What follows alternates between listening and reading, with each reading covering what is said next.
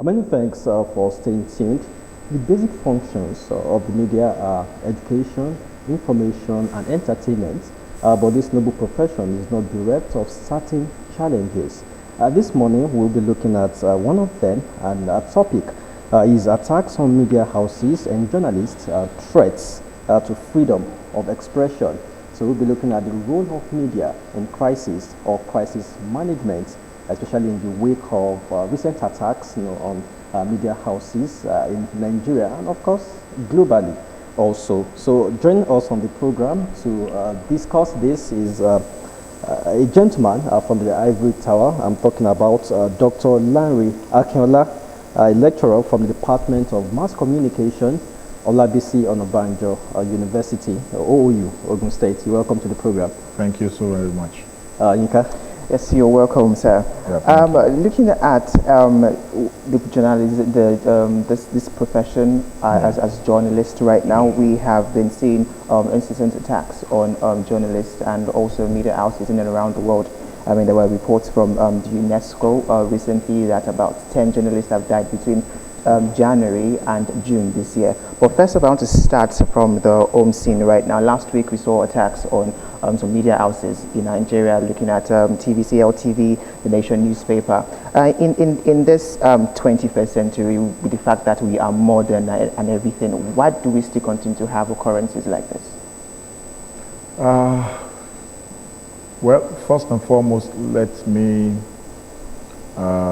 commiserate with those who lost their life in recent disturbances in the country.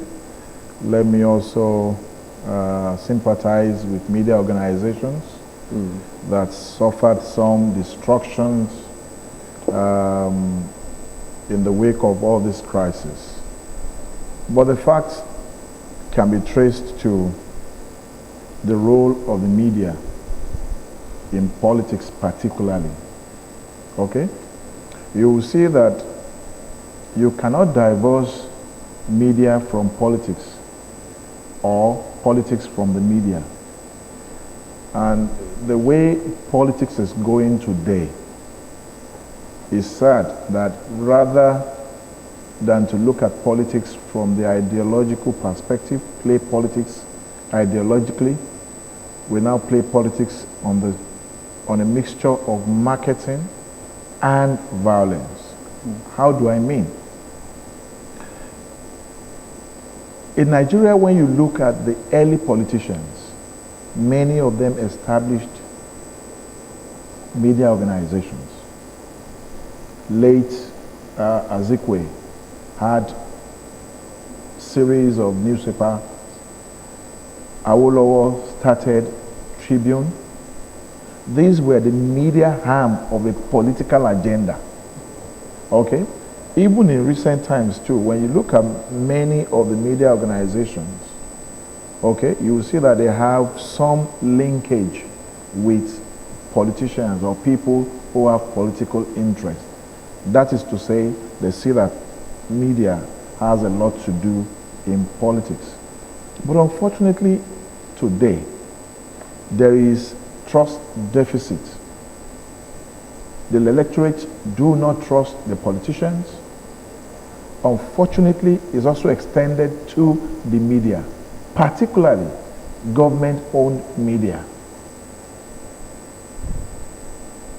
Any story that you find on the television or you hear on the radio or you read in the government-owned newspaper, people are quick to tell you, oh, what do you expect them to say? They're only saying what government has told them to say. So unfortunately, the people who are supposed to be the audience, the readers, do not trust the media that they are listening to. And that's the most unfortunate thing.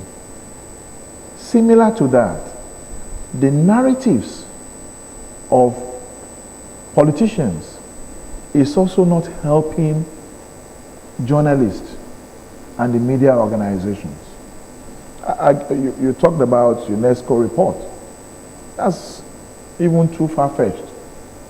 Look at the kind of narratives that the President of the United States, which is supposed to be the beacon of democracy in the world, has consistently been churning out.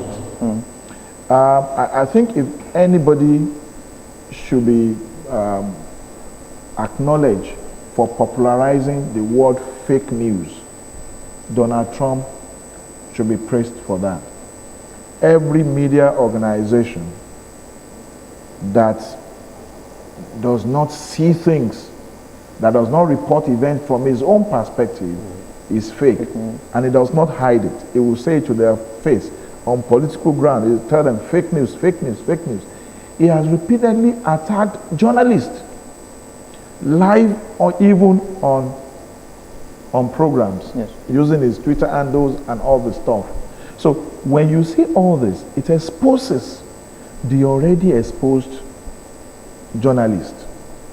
And so, as a journalist, you are supposed to be at an event to cover the event.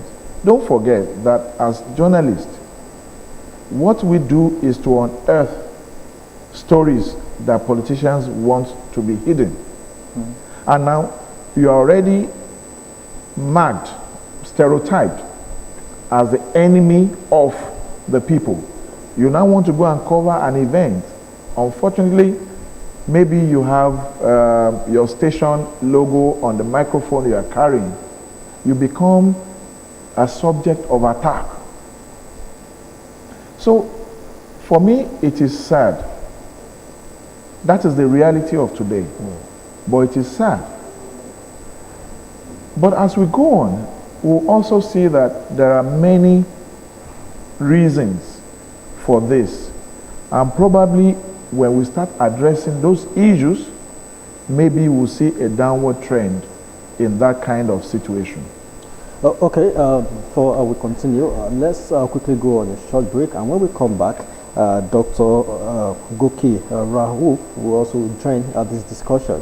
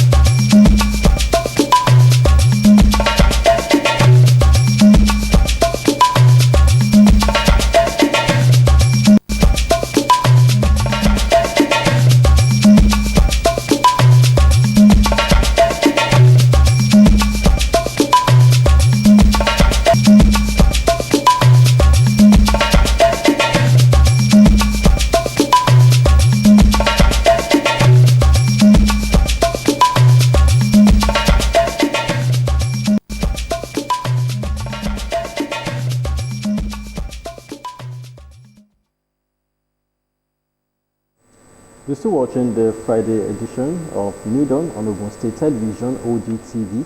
And our topic this morning is attacks on media houses, journalists, threats to freedom of expression. And Dr.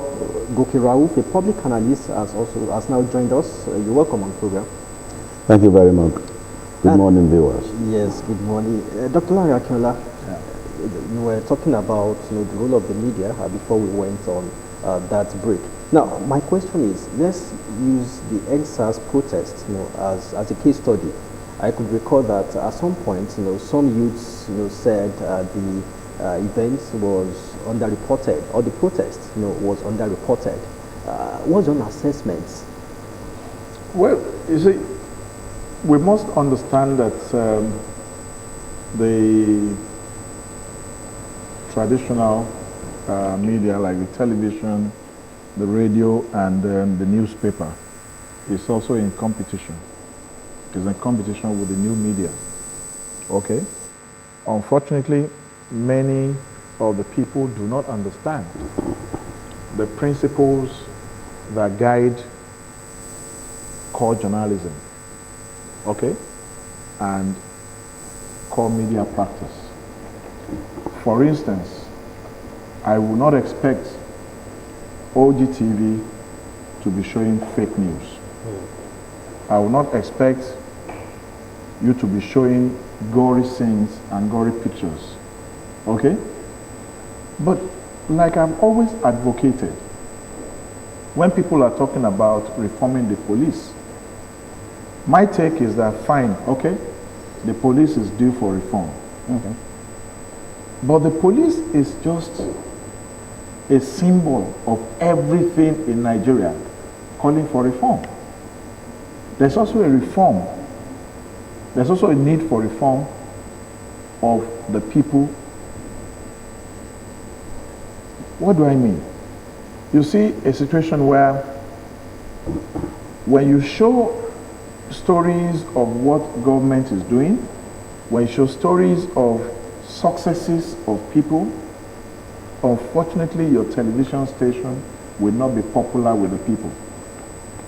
What is it that they are interested in? The people are interested in gossip. They are interested in the gory sins.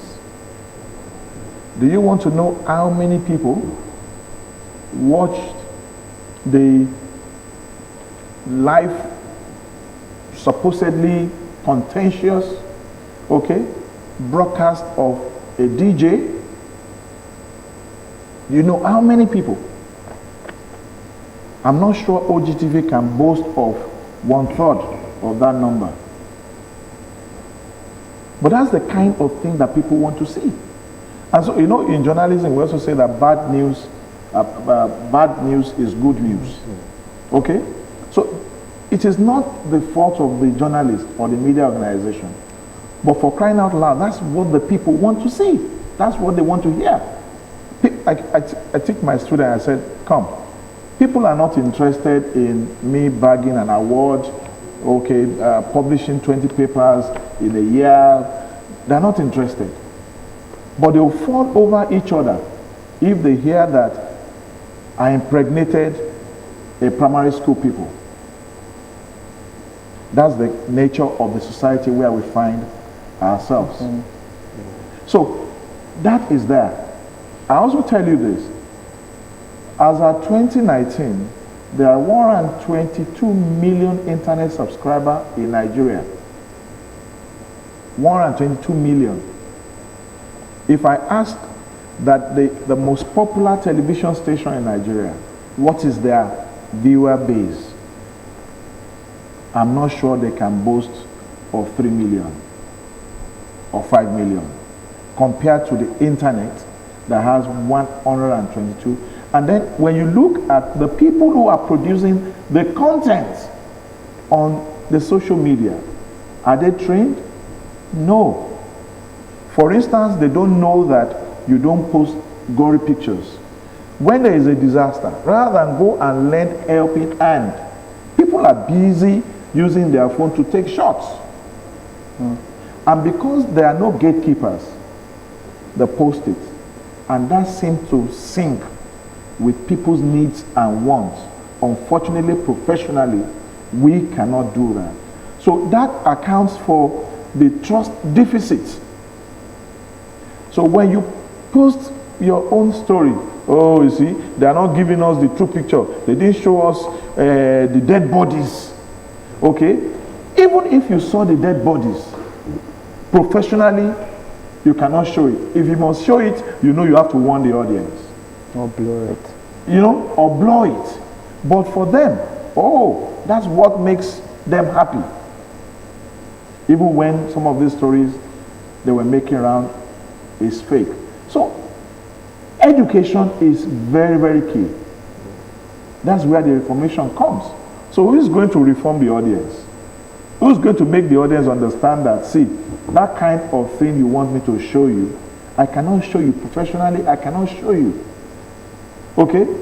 Who is going to go and sue one faceless person who picks a picture from a movie scene and posts it and said, this is what is happening live at so and so place.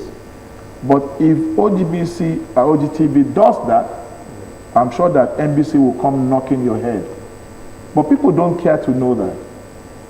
So there is that gap. The gap. And until that gap is filled one way or the other, I'm sorry, journalists will continue to bear the brunt.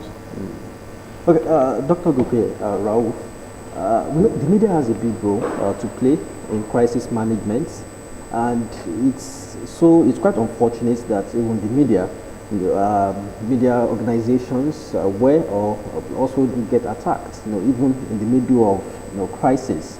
How come? So many things are actually connected to what you just said. Some of the time, the media get attacked because people feel that the media have not been up and doing in the projection of what they actually want to see. But the media do not operate like that. The media are not interested in what you want to see. The media are particularly interested in what they know, they think, and they are trained to actually show. The issue of gatekeeping is very vital. OGTV cannot begin to broadcast matters just because people want to really see those things. Akinola just said now that there are so many things that you see on the social media that the orthodox media dare not go near because of the training, because of ethics, because of so many things. So for that can happen. There are also issues of ownership. Sometimes the relationship between the owners and government can be part of the causes of the attack. So many things. But when these attacks are actually made, a lot of the attackers, because most of the time attacks come from the crowd, they don't think too deeply. For example, if you go to attack a media organization, you forget that that media organization is managed by people who have relatives, who have children. When you go to attack a media organization, you have actually deliberately or inadvertently taken away jobs from a lot of people. But we don't consider all of that. What is important to us is we expect you to do it this way. You have not done it that way. 2, your owner is this, and of course, it should also be punished. So many things. That's not the way things should go. That's not the way things should go. Media and the practitioners have responsibilities. They are performing social service of professional kind. And to that extent, they should earn the respect of people as those who suffer, to give them the information that they actually need. But instead of that, so many people around the world, and Nigeria not an exception, now rely heavily on the social media. I was talking to somebody about 3 days ago, and he told me that they had that something had happened. So funny a thing that he said, something that I cannot actually say on air. And when I said, where did you get it? He said, he got it from Punch newspaper. I said, Punch. I am sure the Punch will never touch that story. And he said, let me show you now. And he brought it down. Alas, what did I see? Punch newspaper. And I said, is it the same thing as the Punch? There are so many of such media in the space, in the social media space. So many of them are using what we call passing off. And so many of these, even online media that we talk about, that some of us consider professional, are violators of basic ethics of journalism practice. All they want is traffic on their medium, and then so that they can at least deceive one or two persons to put advertisement on their media. These things are not helping. There's no doubting the fact that, of course, the Orthodox media are in trouble, serious trouble. The radio, the television, the newspapers, they're all in trouble. The newspapers are even the worst for it. Today, you may not believe this. So many newspapers in Nigeria are not paying their workers. It's that bad. It's gotten to that level. So the problem is much. The pressure is much. And for the radio and the television station, we operate in a climb where we have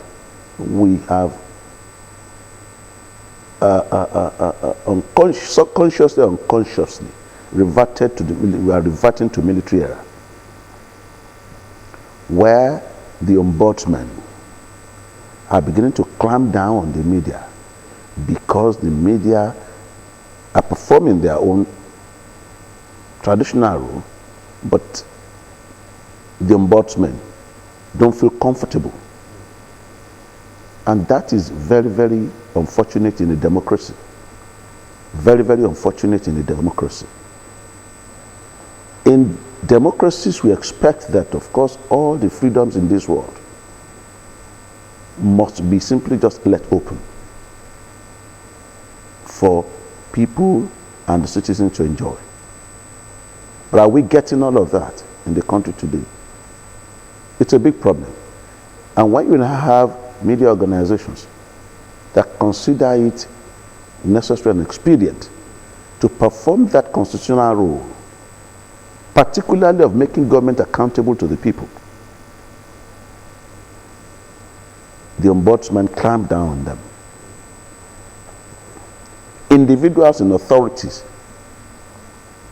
feel challenged, they feel threatened. And all of these are affecting the performance of the media. Unfortunately, some of these things that some of the people in authority are doing,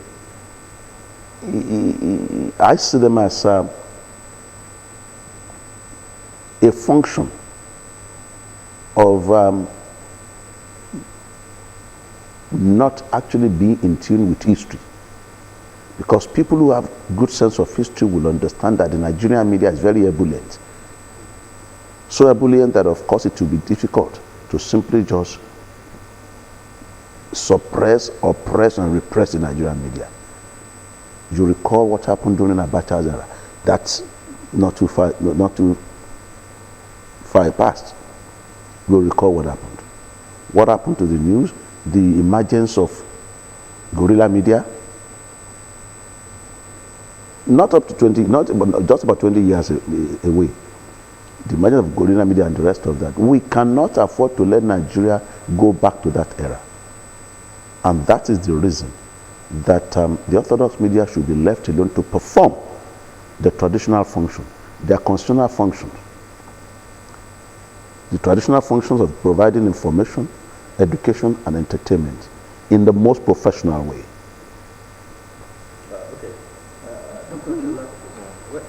Dr.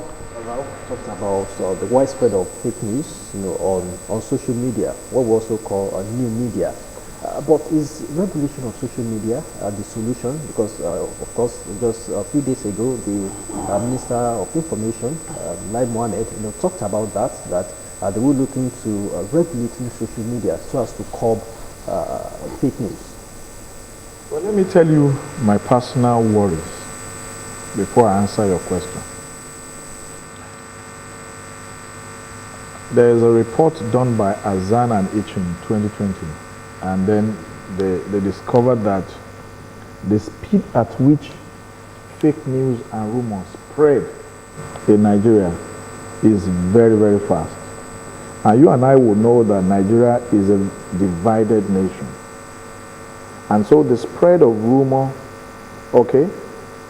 and fake news is also exacerbating, further dividing the nation. I watched an interview Professor Wole Soyinka granted, and where he expressed same fears about fake news. Okay? And he said, he predicted that Third World War will be caused by social media, and that he fears that it may start in Nigeria.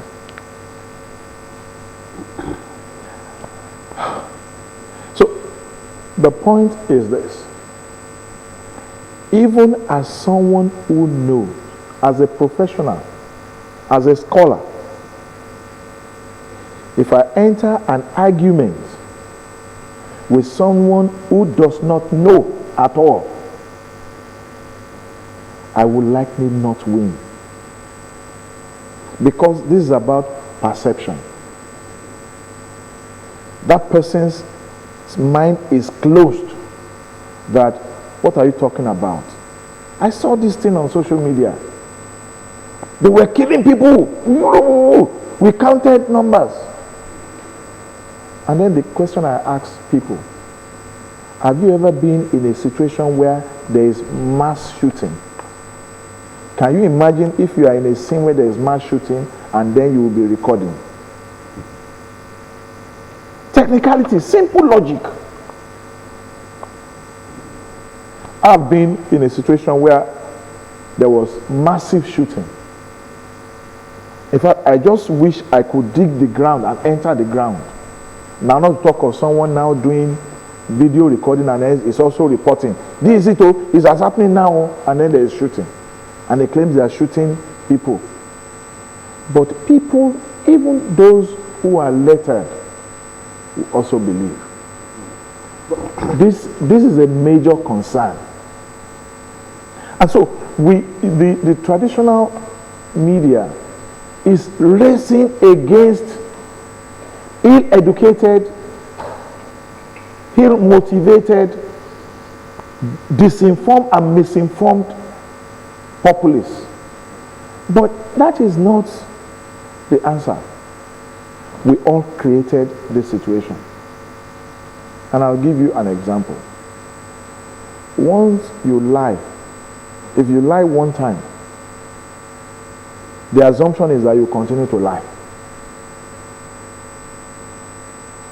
In Yoruba parlance, ẹni tó bá jalè lẹ́ẹ̀kan, aṣọ olè náà ló dàbora.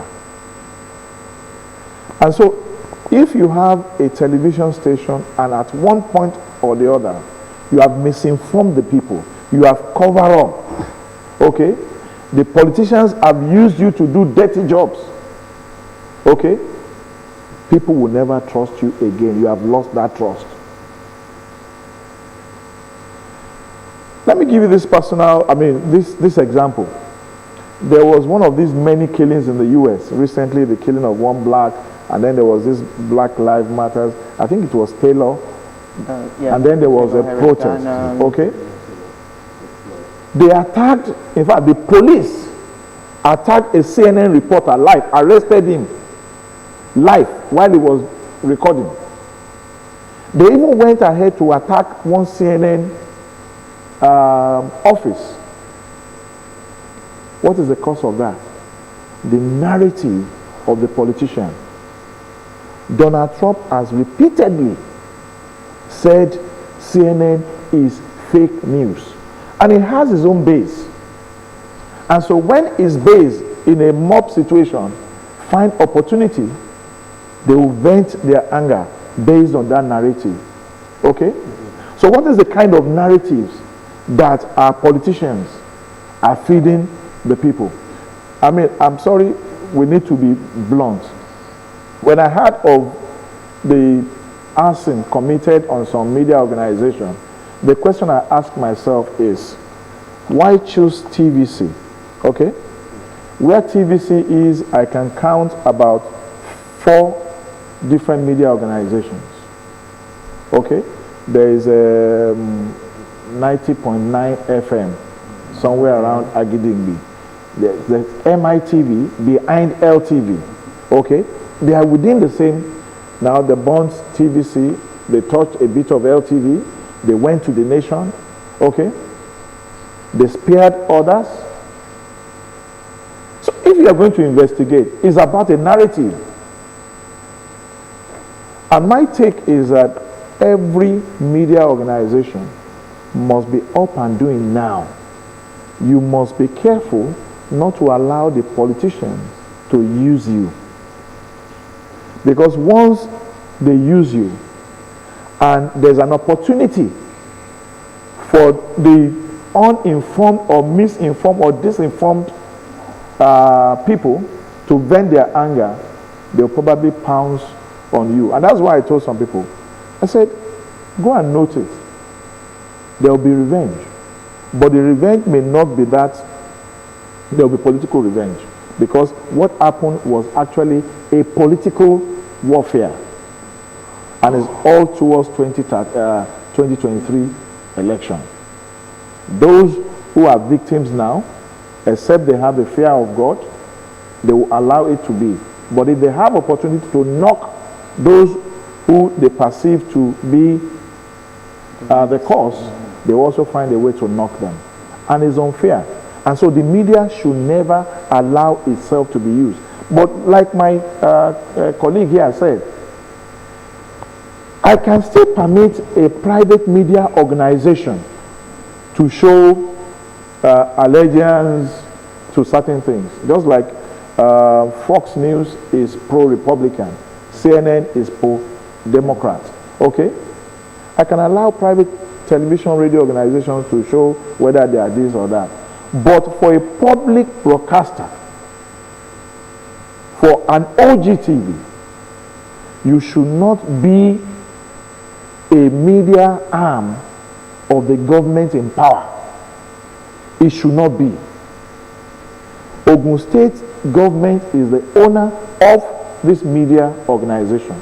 So this media organization should service the Ogun State people and government, not Ogun State government in power.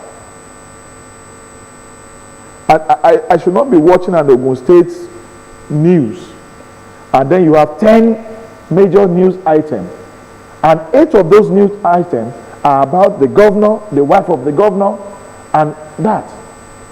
What has happened to investigative journalism? That's our concern. What is your correspondent in Ijebu North doing? What is your correspondent in Ijebu East doing? But what we see today is that we have media organizations that now do what I call copy-pasting. Unfortunately for you, many of you also take your news report from social media. And that is a concern. For me, one of the means of fact-checking anything I see on social media, I wait between 10 and 11. If none of the major TV stations carries that report, I will suspect it to be fake. But now, those of you I'm depending on, you're also depending on the source of the fake news. So it's a concern. Okay. I'm just saying, I'm speaking generally. Oh, definitely not No. here. But of course it happens. And it's a challenge that media practitioners are actually facing currently. So there are so many lazy people in the orthodox media now. So many lazy people. You send them to go and report from somewhere, and they sit down somewhere and they begin to monitor the social media. It's a serious problem, and it is one thing that we must learn to simply just avoid. It is important that we avoid it. But like I said earlier on, it is also important that government-owned media across Nigeria begin to really see themselves as being owned by the people, for the people, and not being owned for the government in power. It is important. But the practice had always been that government-owned media pander to the tune of the government in power across the nation. It's unfortunate. It is not good for information, good information flow. And it is part of the reasons why social media, people now are beginning to actually rely on social media. The fear that if you go to government-owned media to get information, what you will get is what the government wants you to get.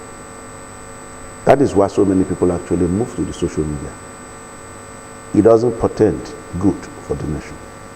It doesn't portend good for media practice in Nigeria. But it is the thing that is happening. I only hope that the government-owned media will begin to see themselves in the light that Kala had actually portrayed. In the light that they are owned for the people, by the people, and that they must perform functions and duties that will mirror the aspirations of the people. It is important. Now, talking about the social media and regulation that we are speaking about, I have never been an advocate of social media regulation. I have always seen it as an attempt to muzzle the people, to muzzle the press, muzzle the media, muzzle freedom of expression. I have seen it like that. But the danger that we are actually experiencing in terms of the way that they manipulate the media is giving me a lot of concern, a lot of worries, a lot of worries. I will only appeal to the people to be mindful and careful of what they will believe, to be careful of how they will believe social media stories.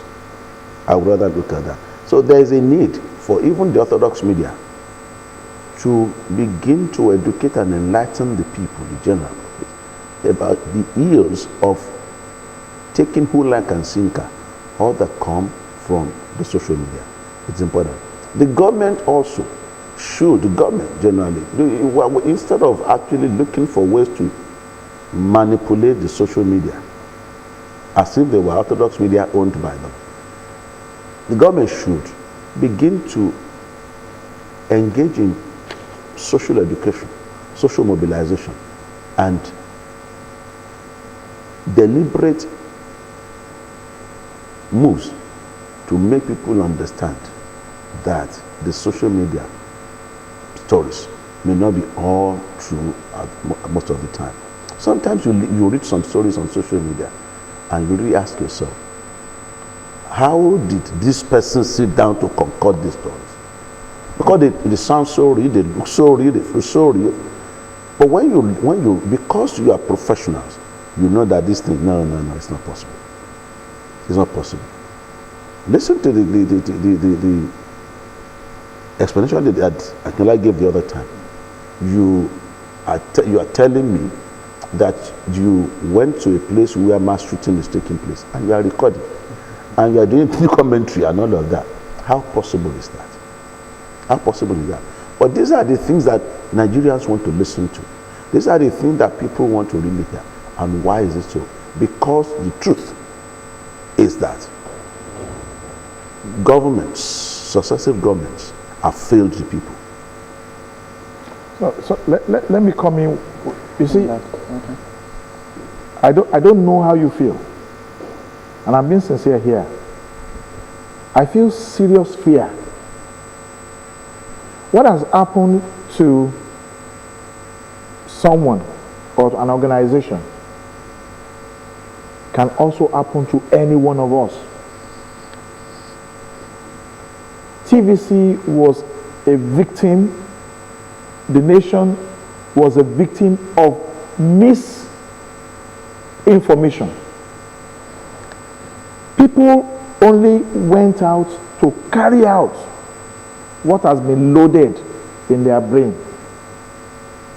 So if tomorrow they start cooking up that same kind of story about me or any one of us here, we will also feel the same thing. So if we are going to address this issue, all right, there is a need to investigate, and government must be very, very sincere, but I doubt if government will do that. But Dr. Ibrahim, of course, we are aware that NBC fined some media organization over what it termed unprofessional coverage of the NSAS protest that swept nationwide recently. And yes, mixed reactions have actually trade that development. What do you make of that? or what's your assessment of that fine? Let me say that fining of broadcast media stations by NBC is not new.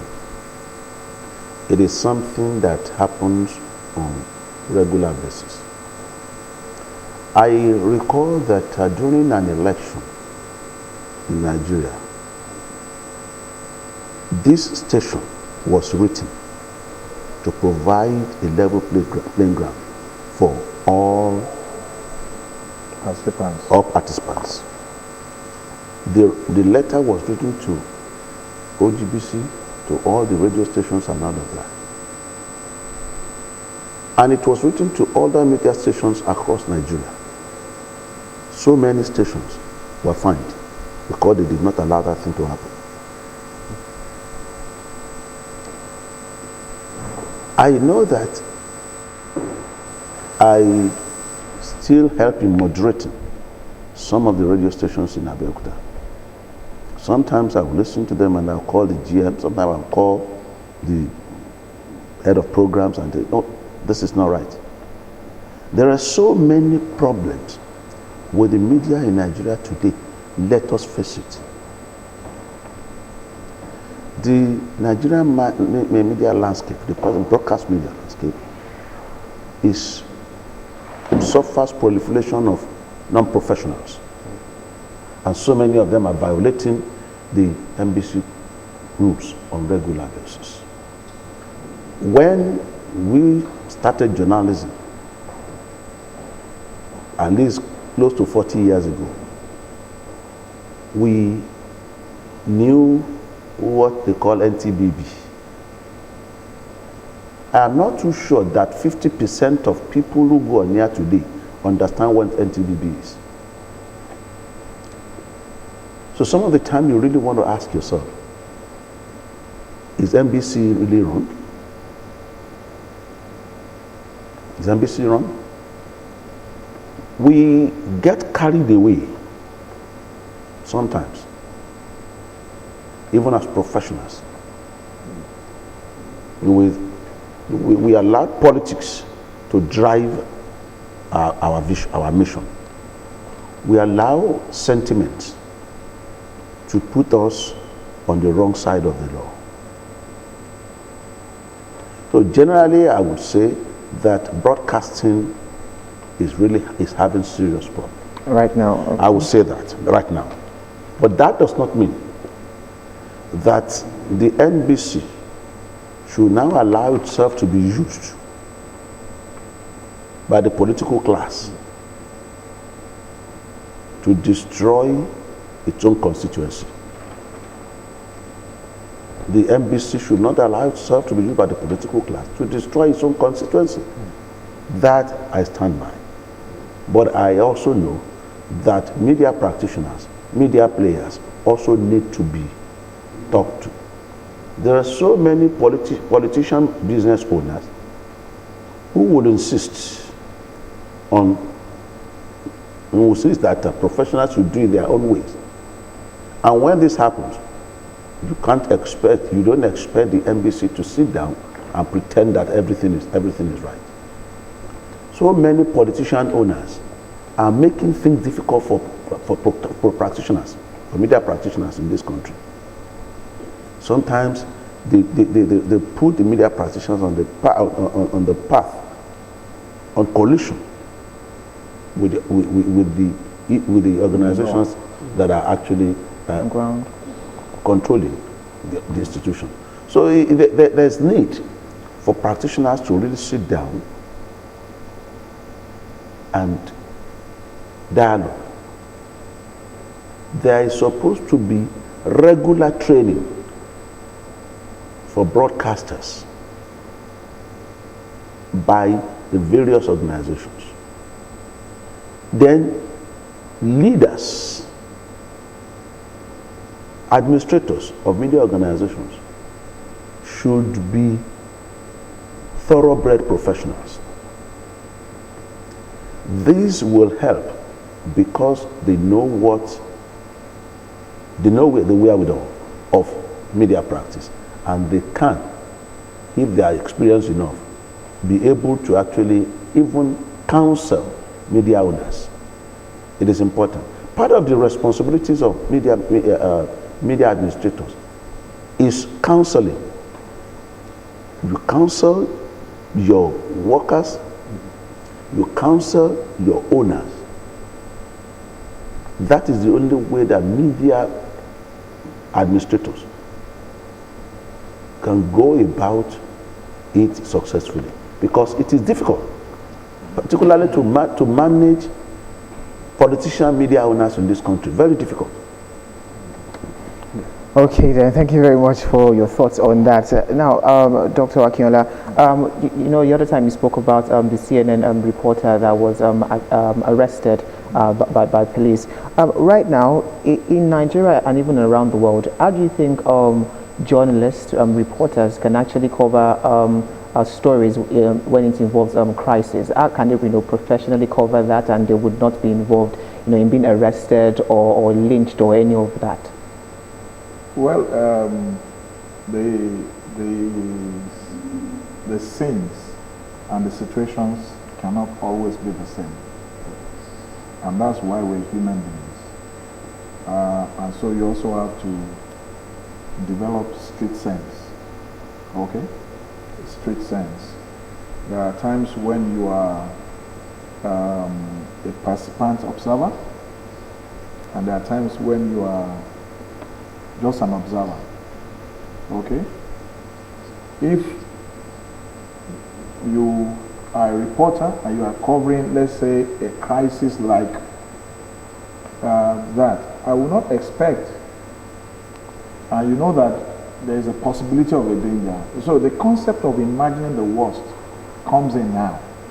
So what you do, if I were to be a reporter to cover, let's say, the crisis, the protest, whatever, I will not go there, okay, as a reporter of a media organization that I suspect that the people don't like. I'll probably go there as a participant observer. I will even shout along with you, we no go agree, we no go agree, whatever, but I'm taking notes. And you know that as journalists, if you are actually intelligent, you can actually record the notes in your brain without writing anything. Okay? Yes. And because you are also part of them, people are taking whatever, you can also cleverly take shots. Okay? And if you also have gadgets, you can actually interview people without them knowing that you are interviewing them. So, just like you said, we need to move with time. We need to move with time. We need to equip our journalists with modern day gadgets to do their job in discreet manner. Okay? Okay. And rather than exposing them to the dangers. You see, in a mob situation, it is not the sensible person that leads. Okay? No. It is the foolish one that leads. Only just one foolish statement. That place. Let's burn it down. And then before you know it, get charged up. you know? Yes. Even if you are telling them, you cannot burn it, you cannot burn it. Where is one of them, whatever. Anything can happen. Yes. Yes. And so, there are places you go. I've seen a situation where there was a robbery going on. I saw a policeman off his top, okay, threw it somewhere. Black trousers is common, okay, and he blended with the people. So he wouldn't get lynched. He needs to save his life. If he's an intelligent police officer, he's also saving his life and also looking around. Maybe you can see one or two faces. But you don't wear the police uniform in such a situation. You become the number one target. Yeah. So that is very, very key. Nigeria is different from the US. Even in the US, it's just like any other human society. You understand? But just to add a bit too, I know that many a times, particularly when election is coming, media organizations are trained. Okay, let's assume that the heads are trained. do the heads now come down to do, To do what the job is going out to Domesticate the report. training. yeah, to domesticate the training by further training their own people. I want to believe that they do. Okay? But you see, when you train, when you equip people and they violate, there must be sanction. But the person who is going to administer sanction, he must go to equity, must go with a clean hand. Okay, Dr. Akila, let's take this breather. We'll be back shortly.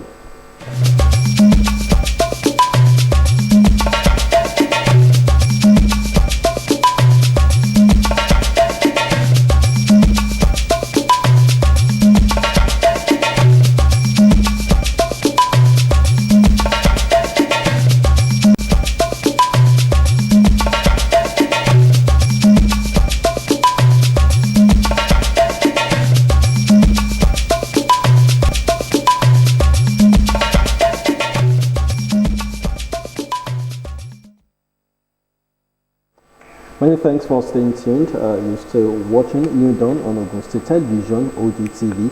And the topic this morning is attacks on media houses and journalists, threats to freedom of expression. And we have two gentlemen in the studio, Dr. Lanre Akinola and also a public analyst, Dr. Goke Rauf. Doctor, of course, as a mass communication scholar, I think one of my favorite theories, that would be the agenda setting theory, which say that the media dictates what people think and what people talk about. Now, in this era of social media, do you think does the orthodox media still set the agenda? Even without the social media, let's start with the orthodox media. Today,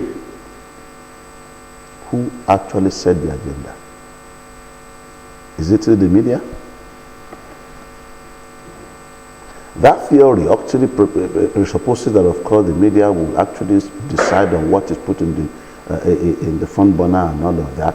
But today, let me tell you that the situation seems to have changed. The political elite have found their ways into setting the agenda, deciding what is put on the front burner. The use of spin doctors and all that. The packaging are done in such a way that the media, the political elite will now even tell the media what they should put in the front burner. Things are changing. You see, and that is where you now find so many things getting mixed up. Today, people seem to be tired of having all political elites' interest put in the front burner. And that is why social media are now trying to simply just take and say, look, what these politicians are saying is not what we want to hear. All these politicians are saying is not correct. And they now want to simply just impose their own thing. Project what they feel should be discussed and all of that. There is, Larry said it the other time, that the orthodox media are in competition with the social media. And if we're not careful, the orthodox media may not win. Because what we have in the clutches of young people across the world now, those smartphones that you see are very powerful. And technologies have moved in such a manner that if you know how to really manipulate and use the smartphones, for instance, very well, you really find yourself just in the. How many bloggers do you know that are, for now, even more powerful than orthodox media institutions? There are so many bloggers like that. Linda is one of them. What does she have? Does she have all the gadgets that OGTV has? Does she? He doesn't, and she doesn't have. So it's not as if the orthodox media is still not trying to do. I think are still not trying to do what they should do. It's not that not. But the social media and the plethora of quote-unquote citizen journalists that you have around. So overwhelming. Every fool on the street can turn himself to a citizen journalist. And that is have so many, you have so many NTBB things on the social media. Gory scenes, pictures that ordinarily Orthodox media must not entertain. Okay. You will find them. So many things. Okay. Let me add to this and give you some findings of a study. In 2015 and 2019, it was reported that Nigerian politicians actually consulted foreign reputational management consulting firms to help push their campaign agenda and whatever. And you know what they did? They posted divisive, malicious misinformation. And I'm sure that many of us here have heard of Cambridge Analytica. Yes, in the US. It functioned in over 70 countries of the world, Nigeria inclusive. In 2019, Archimedes, an Israeli-based political consulting firm, worked for one of the major presidential candidates. And what were they doing? Trying to discredit the other party by spreading false information. So, like you said, who is setting the agenda?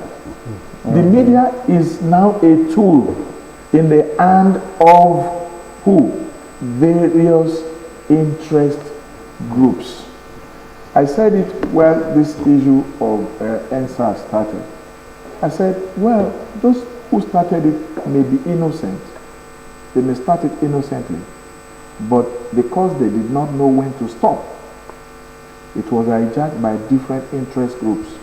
There are the people who are advocating for restructuring. Okay? Don't forget. There are people who are advocating for independent state of Biafra.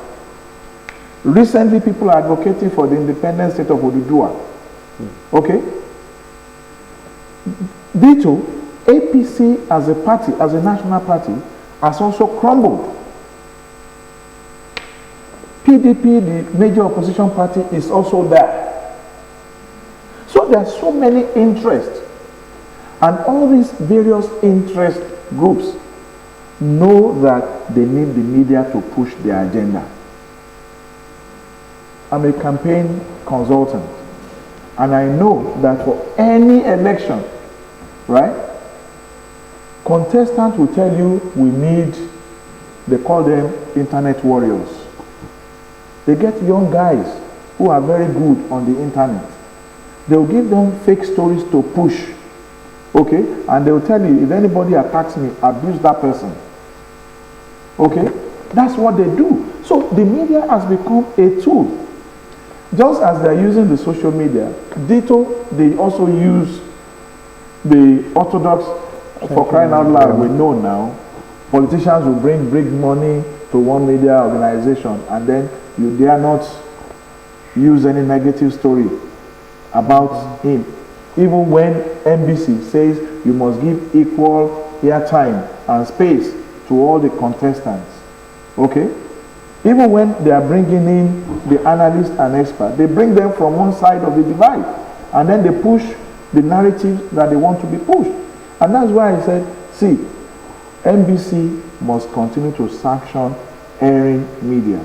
But there must also be a point where they must also sanction people who spread fake news, misinformation, disinformation on the social media. If we investigate, we'll get them. And I think you can do that using this and use somebody as a scapegoat. Because the danger caused by social media in this last crisis, if you quantify the loss, the national loss, it started where? So the person who was spreading fake news, just calculate everything is fake news as cost. For me, that is treasonable. Dr. Ogoke, my question now is on viewership.